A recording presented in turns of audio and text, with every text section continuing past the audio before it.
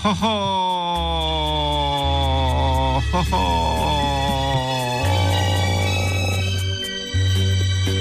जिन्दगीमा एउटा मात्रै खत भए पो म यो पुस सकिन लागेको साँझ तपाईलाई केही सुझाउ र त्यसमा बात मारौं। काठमाडौँको लाजिमपाटको यो किनारमा रहेको यो न्यानो स्टुडियोबाट तपाईकोमा भएको चिसो छामु भने पनि बेमानी हुन्छ। छामिँदैन। कार्यक्रम सकेर म खल्तीमा हात हालेर अब अँधेरो गल्ली भएर निस्किनेछु।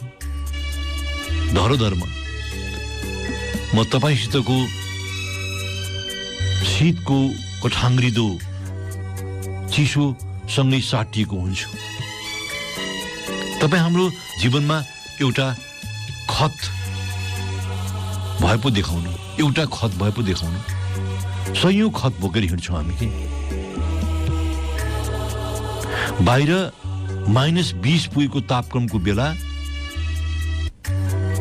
टहरोमा पढाइ भइरहेको शिशु कक्षाका विद्यार्थीलाई सोध्नुभयो भने उसले दुःख मात्रै देख्छ। तर त्यस्तै तापक्रममा भित्र एउटा हलुको कपडा लाएर स्क्यान्डिनेभियन विद्यालयमा पढ्ने कुनै सानो नानीलाई दुःख भन्नुभयो भने ऊ चकित भएर सोध्छ, के को दुःख?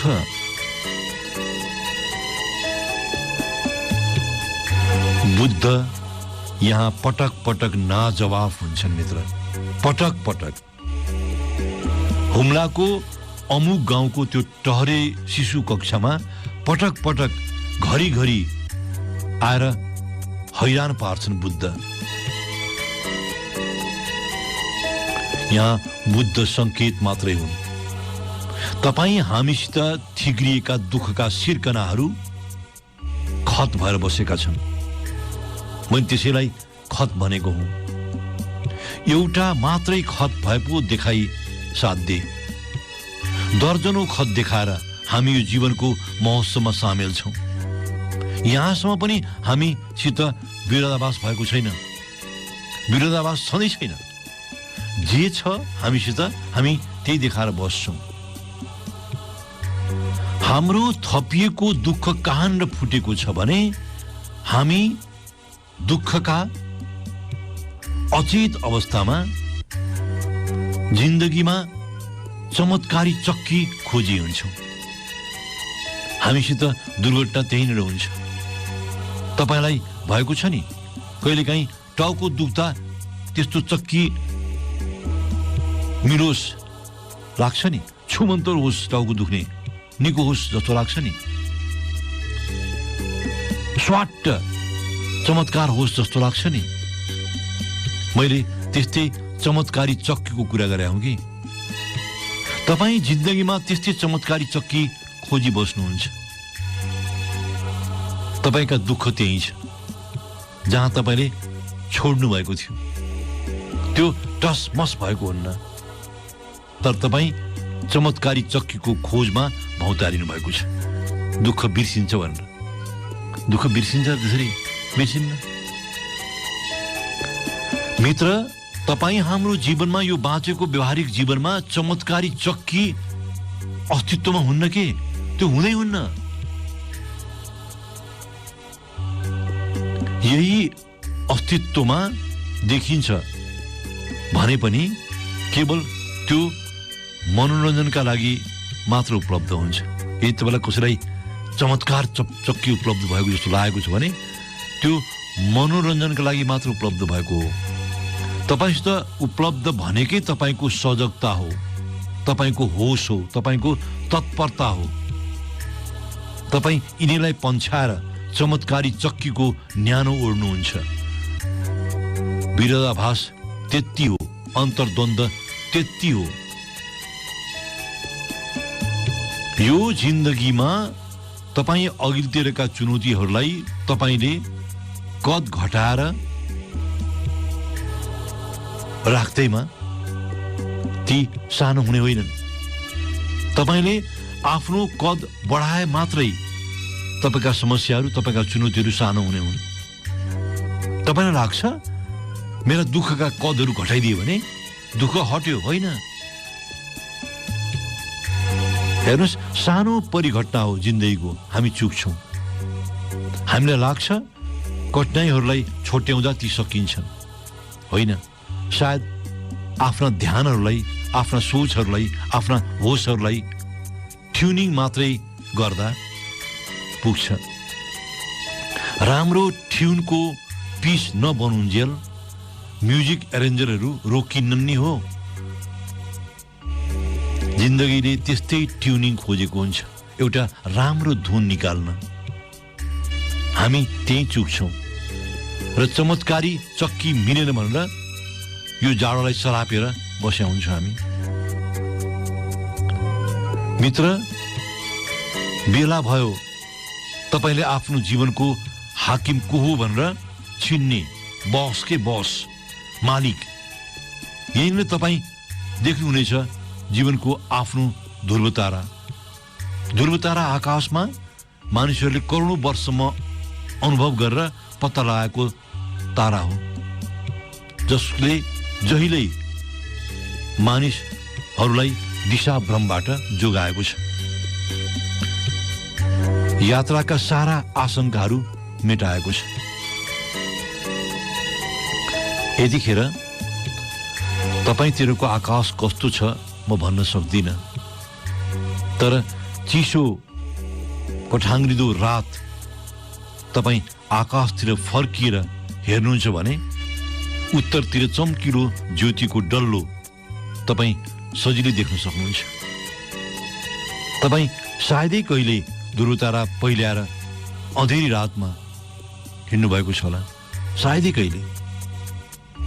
कुनै दिन त्यसरी यात्रा गर्नुहोस् कि तपाईँभित्र गहिरो बोध, छ्याङ्ग हुने बोध फेला पर्नेछ जीवनको सार्थकतालाई लिएर। तपाईँ र मसित अलमल कति मात्रै भएको हो भने हामी जहिल्यै अर्को भाग्य आउला भनेर भौतारी मात्रै रह्यौँ। हामी जहिल्यै अर्को भाग्य आउँछ भनेर भौतारिएका छौँ, हामी भट्की मात्रै रह्यौँ। मित्र, मैले चमत्कारी चक्कीको प्रसङ्ग यस्तै क्षणको लागि उठाएको थिएँ। तपाईँ सोच्नुहुन्छ ठुलै अवसर मिल्छ, ठुलै भाग आउँछ, अनि सुरु गर्नुला केही कुरा। अहिलेको आएको जुन अवसर छ नि, तपाईँ अघिल्तिर तपाईँ सामु आएको भाग छ नि, त्यो नै सबभन्दा ठुलो चमत्कारी हो, त्यो नै सर्वथा सार्थक हो। तपाईँ जुन अर्को खोजिरहनु भएको छ, अर्को भाग्य, अर्को अवसर, अर्को छलाङ, ती सब आजको काममा सार्थक भएर बसेको छ। आजको काममा त्यसलाई उत्खनन गर्दा भेटिन्छ। तपाईँले त्यो वृद्धको प्रसङ्ग सुन्नु भएको छ नि। पुरानो समय एउटा गाउँमा एकजना 80 वर्षका बुढा गनगन गरी बस्ने कि जहिले पनि गनगन गर्ने, यो भएन, उस्तो भएन, यस्तो भएन, उस्तो भएन, यसले गर्ने, उस्तो। जस्तो कि जीवनको उत्तरार्धमा पुग्दा मानिसहरूको अवस्था हुन्छ नि बुढेसकालमा, त्यस्तै यी वृद्ध पनि जहिले दुःखको कुरा मात्रै गर्ने, जहिल्यै जीवनमा यो पनि मिलेन, ऊ पनि मिलेन भनेर जोसित पनि गनगन गर्ने। अब पछि त कतिसँग भयो भने मानिसहरू बसेको ठाउँतिर देखै नपर्ने, तर्केर हिँड्ने। चौतारामा बसेको छ भने चौतारा नपुग्दै अर्को बाटो फेर्थे। वृद्ध गाउँमा एक्लिए। अब हेर्नुहोस्, कसरी नसुनेपछि उसको कुरा त एक्लिए। तर एक दिन वृद्धको जीवनमा नयाँ मोड आएको देखिन्छ। उनी बिहानदेखि प्रसन्न छन्, प्रसन्न मक्ख छन्, बिहानदेखि तत्पर छन्, जे काम पनि गर्ने, जसलाई पनि सघाउने, सबैसित मिलनसार। अचम्मै भयो, गाउँभरि बुढामा आएको परिवर्तनले सबैलाई दङ्गै पार्यो। अब एक हुल किशोर र युवा पुस्ताका मानिसहरू भेला भएर जिज्ञासा राख्छन्, हन यो बुढामा यस्तो धुन्धुकारी परिवर्तन कसरी आएछ?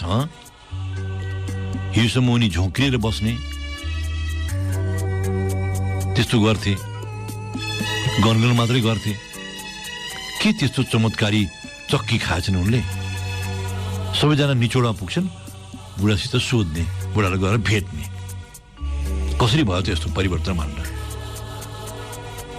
सबै हुल बाँधेर बुढाकोमा पुगेका छन्। बुढा दङदास, फुर्तिलो र बिउजिएको जस्तो देखिन्छन्। सबै मिलेर सोध्छन्, कसरी भयो यस्तो परिवर्तन? अब बुढा बेली विस्तार लाउँछन्, त्यस्तो विशेष केही भएकै छैन।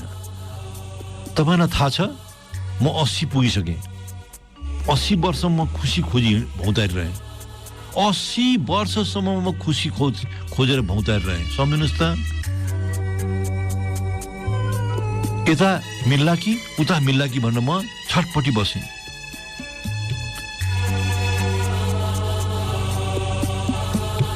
बिहे मात्रै 3-3वटा गरे, एउटा मात्रैले पुगेन, सब व्यर्थ। अब मैले विचार गरेँ, अब म बिना खुसी बाँच्छु रजा, बिना खुसी बस्छु, चाहिएन मलाई खुसी। जस्तो छ त्यसैमा आनन्दित हुन्छु। बुढा निकालेको निष्कर्ष हेर्नुहोस् है। जुन बेलादेखि मैले यस्तो विचार आफूमा हुर्काएँ, अचम्म सब थोक बिन थाल्यो, खुसी मिल्यो। मित्र, खुसी पछ्याएर हिँड्ने नै होइन, यो जिन्दगी आएकोमा रमाउने हो। हस्, रमाइलो लाग्छ। तपाईँ सुनि बस्नुहुन्छ नि तरेलीमा।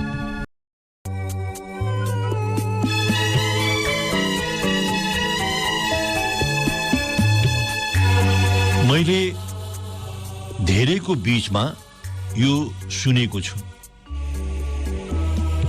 म होइन यसको जिम्मेवार, सायद तपाईँले पनि भन्नुभयो होला। म जिम्मेदार छैन है, म जिम्मेदार छु, म होइन जिम्मेदार यसको। यस्तो भन्नेमा तपाईँ पर्नुहुन्छ कि हुन्न म यकिन गर्न सक्दिनँ। तर तपाईँ कुनै पनि समूह, सर्कल वा भेटघाटमा पुग्नुहोस्, तपाईँले सामान्य रूपमा सुन्नुपर्ने विषय हुन्छ, म त्यसको जिम्मेवारी लिन्न, म त्यसको जिम्मेवार हुन्न।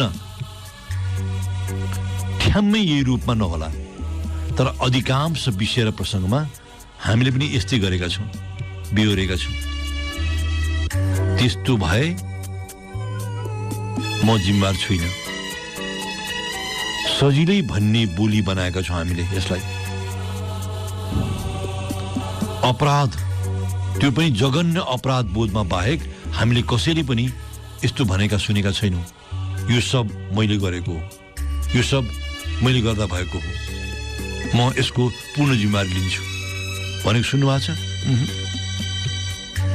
हामी भन्दैनौँ, हामी भन्नै सक्दैनौँ। पूर्ण जिम्मेवारी लिन नसक्ने हाम्रो यो अवस्थामा थुप्रै थरीका ऐजेरूहरू हाम्रै जीवनमा पलाएका हुन्छन्। त्यसको सबैभन्दा खराब प्रतिफल हो, सबभन्दा नराम्रो देखिएको प्रतिफल त आफ्नै जीवनमा हुन्छ। तपाईँ हामी आफ्नै जीवनसित पनि त्यस्तै गैर जिम्मेवारपन देखाउँछौँ। जिन्दगीमा सारा भद्रगोल हुन्छ।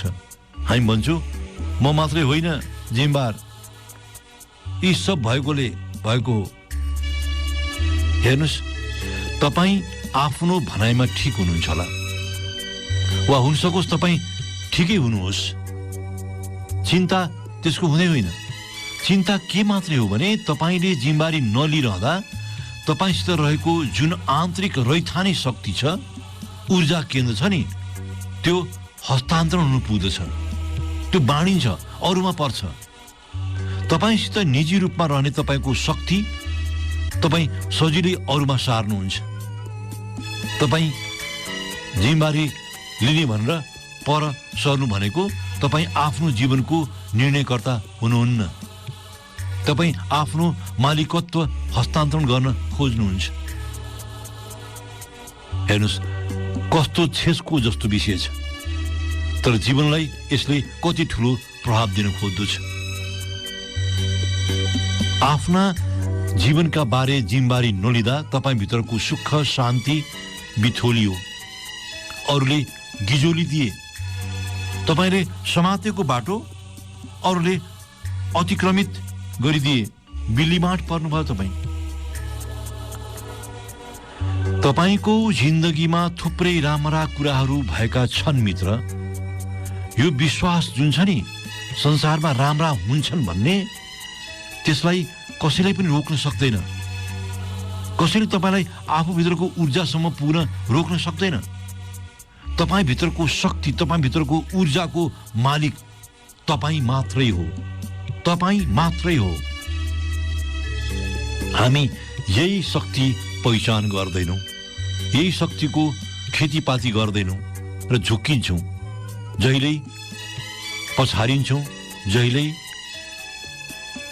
संसारमा जति पनि इतिहासमा सफल योद्धाहरू कहलिएका छन् वा जति पनि तपाईले सफल योद्धा भनेर चिन्नु भएको छ, ती तपाई हामी जस्तै साधारण भुइँबाट उठेका मानिसहरू नै थिए। मानिसहरू नै ती साधारण जस्तै मानिसहरू हुन्। असाध्यै कम योद्धा तपाईले योद्धाकै परिवारबाट भेट्नुहुन्छ।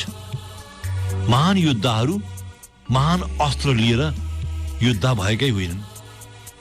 तिनीहरूसित लेजर विधिको एकाग्रता मात्रै थियो, ध्याउन्न। के गर्छु भनेका थिए तिनीहरू कसिएर लागे मात्रै।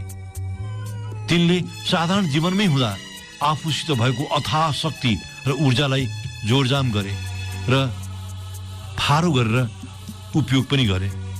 तिनीहरू जहिल्यै ऊर्जाहरूको सँगगानमा आफूलाई रूपान्तरण गरिरहे।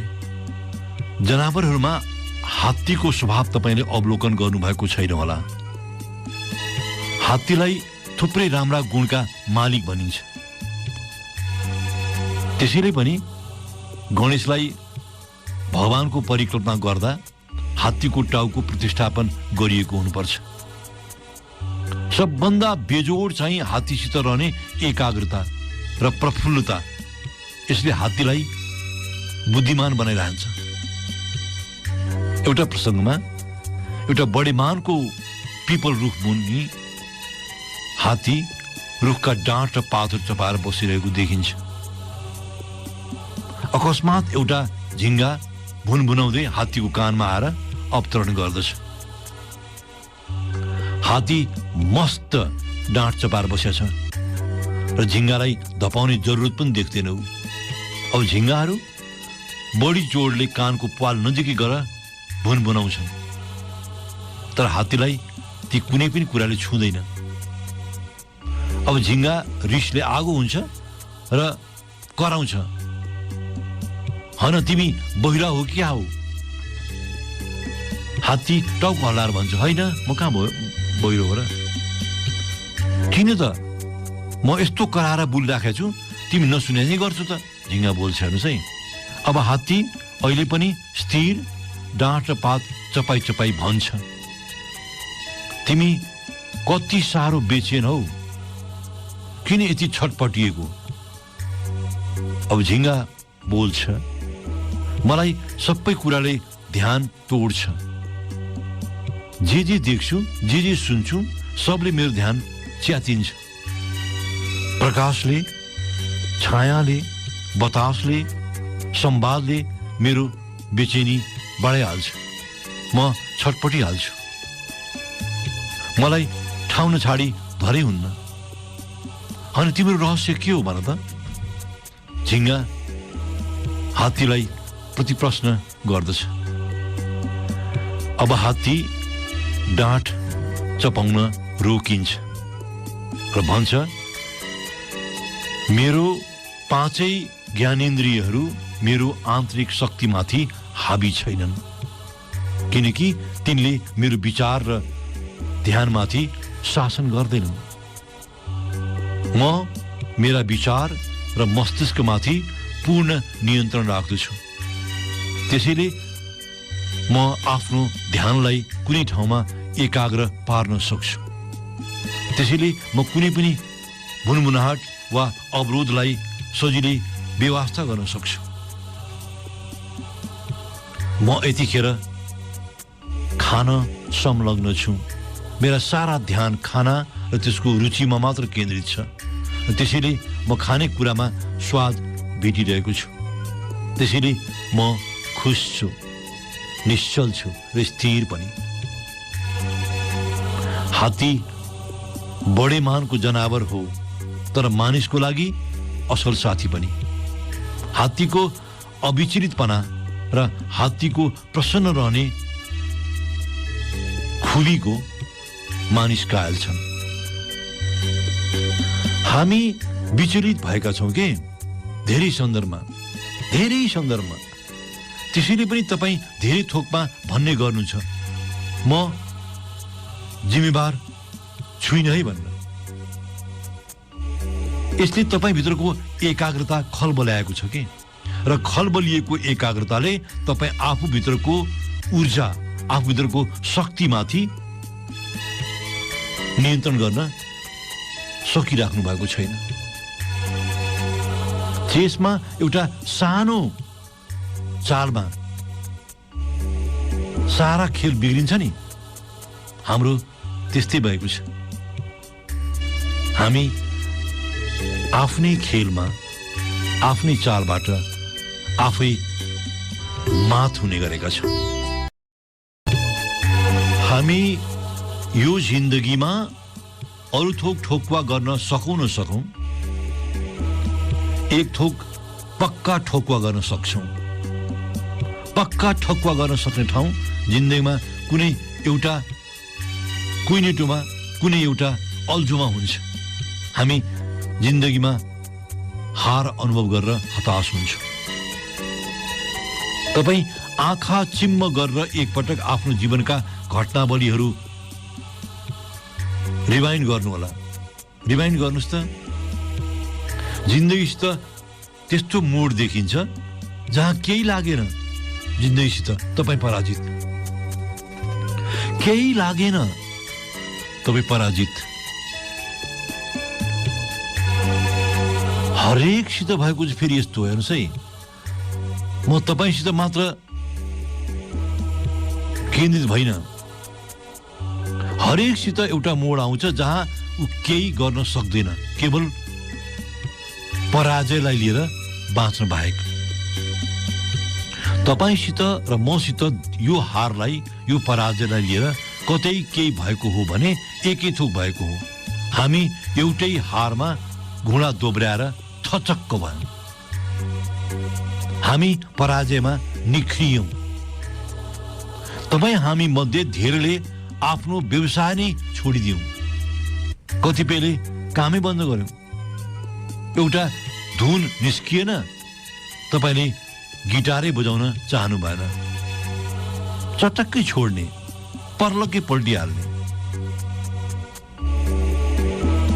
हामीसित यही घटनामा चुक भएको छ। पराजयलाई, हारलाई हामीले जिन्दगीको पर्खाल बनाइदियौँ। एउटै हारले हामीलाई जिन्दगीको महानताबाट विमुख गरायो।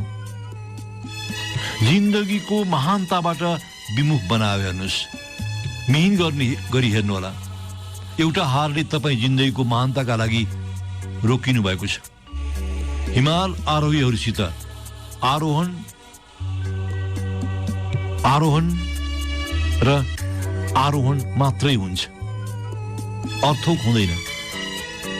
ती मौसमसितको प्रतिकूलता, खरपातसितको खतरा, उचाइसितको सामञ्जस्यता, थुप्रै कुराहरूका लागि प्रशिक्षित हुन्छन्। ती धेरै पटक आरोहणको अन्तिम भर्याङसम्म पुग्न सक्दैनन्। त्यो तिनको लागि अर्को नयाँ सिकाइ मात्रै हुन्छ, पुग्दैनन् तिनीहरू कहिले। फर्किँदा उनीहरू के भन्छन्, यो नयाँ सिकाइ हो हाम्रो लागि। खास समय, खास बाटो र खास मौसम ऊ आरोहणबाट फर्किएको छ। त्यति भन्दैमा ऊ आरोहण त्याग्दैन। तपाईले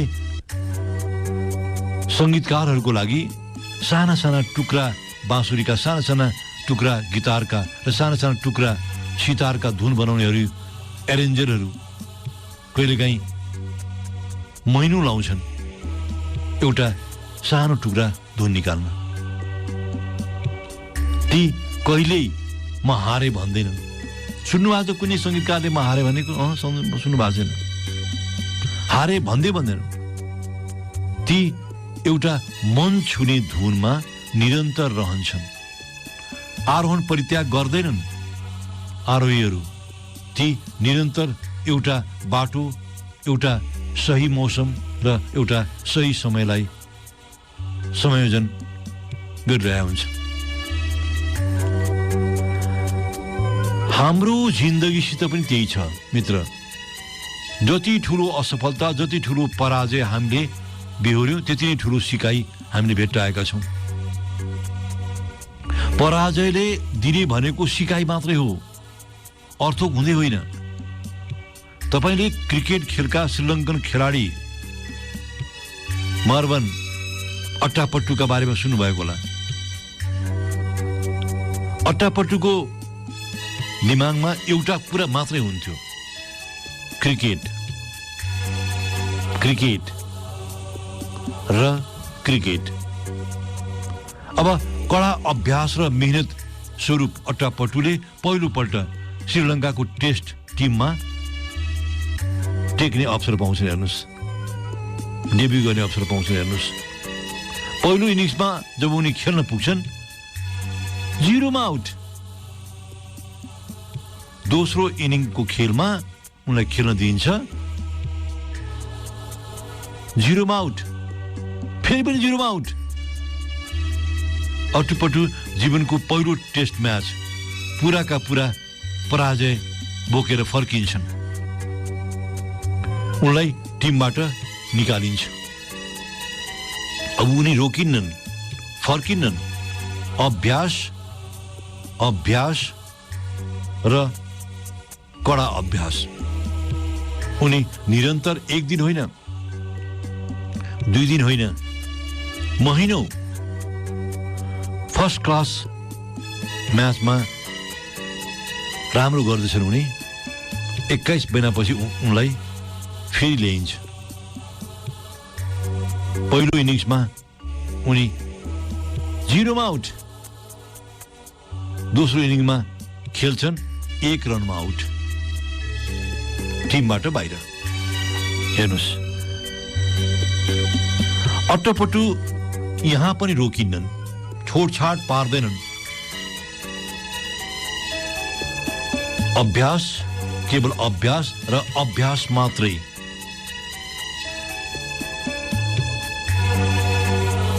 फर्स्ट क्लास म्याचमा हजारौं रन बनाउँछन् उनी।